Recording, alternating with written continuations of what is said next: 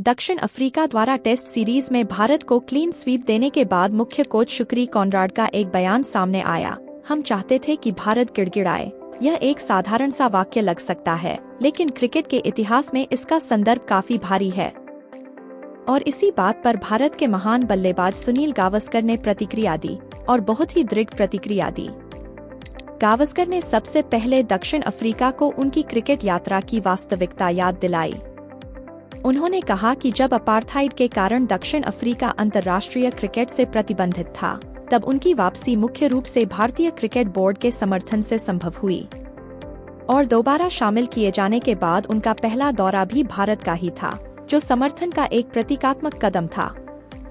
गावस्कर ने कॉनराड के ग्रोविल वाले शब्द को गलत शब्द बताया, क्योंकि इसका संबंध 1976 की टोनी ग्रेग वाली विवाद से है, जिससे वेस्ट इंडीज समुदाय बेहद आहत हुआ था।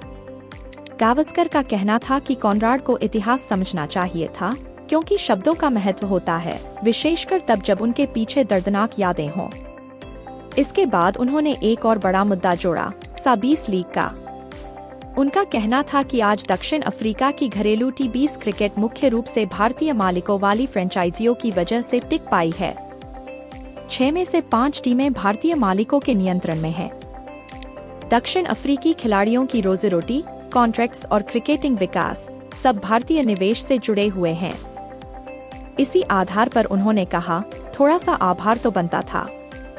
गावस्कर ने किसी तरह की माफी नहीं मांगी। उनका संदेश गरिमामय था, भारत ने जो समर्थन दिया है उसे स्वीकार कीजिए। यह प्रतिक्रिया परिपक्व और संतुलित थी, लेकिन उतनी ही सशक्त भी।